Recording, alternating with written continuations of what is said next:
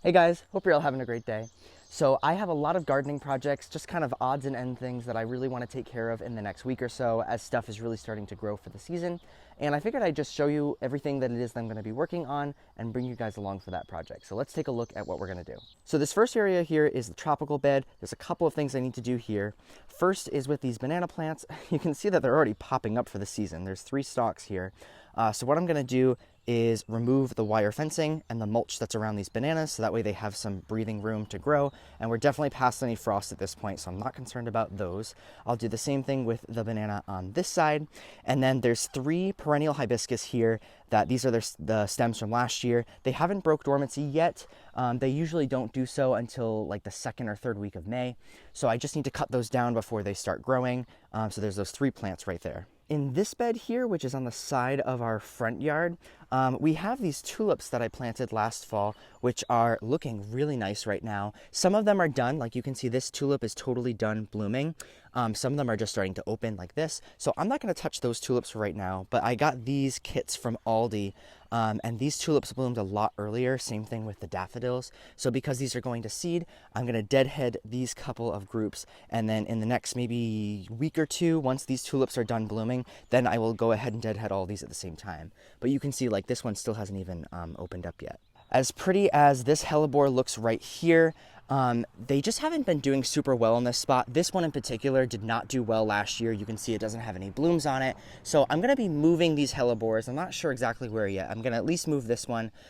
I might leave this here. I might move it. I'm not sure yet what I want to do, but I think that there's a better spot that those can go in. On our front stairs here, we have 4 different pots. There's these 2 that I usually plant up with summer annuals every year, this one that we have our spotlight in, and this one which something ate, like they tried to get in and eat these daffodil bulbs, so they've just been sitting here the last few days. So I'm going to put these daffodils somewhere, and then I'm going to plant this up with an annual and pretty much the rest of these 2. Taking a step away from the front stairs, as you walk up this pathway, there's just some weeds that are starting to grow, so I want to take some time, just clean this up, get rid of all the weeds here, and make this look a lot cleaner.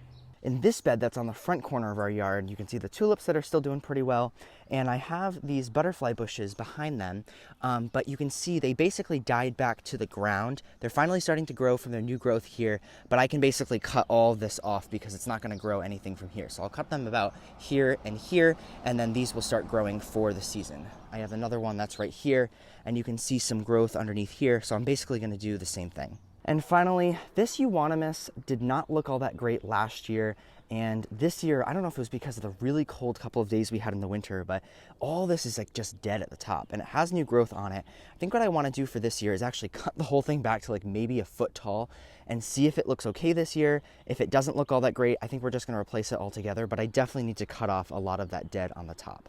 I also have these 2 pots here. I have a good-hearted tomato right here that is ready to be up potted. And then I have 3 Fire Away hot and heavy peppers that also are ready to be up potted. So I'm gonna put those 3 peppers in here and that tomato in here. And then I actually have a few more annuals in this greenhouse that are gonna be going into different pots. And then the last thing I just wanna do is fertilize everything, because I actually haven't fertilized anything for the season yet. So it definitely is going to be necessary. I think I'm just gonna use plant tone probably on everything. I'll just scratch it into the soil and then water it in when I do fertilize it. But I'm just going to work on this throughout the week, and I will kind of give you a little tour at the end of what everything looks like. But yeah, let's just get started.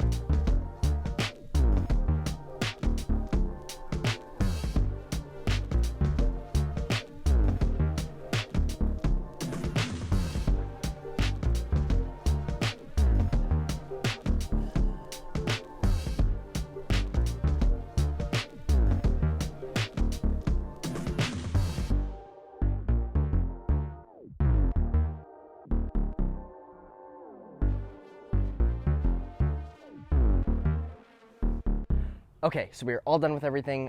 When I first started recording this video, it was May 3rd. Now it's May 11th. So actually, if you look around me, a lot of the trees have leafed out. A lot has happened in the last week or so. But let's take a look at all these projects that we worked on. So just because I'm standing right here, these are the banana plants. They've been starting to grow a little bit, and I did fertilize these with plant tone. I also might side dress them with compost because I've heard from other people that have grown these that works well. Starting to grow. This one I was interested about too to see because there was nothing showing beforehand, but there's a lot of canes. I think I'm still going to single stem them this year, but I'll let them grow for the next week or two, and then I'll kind of decide which one I want to keep.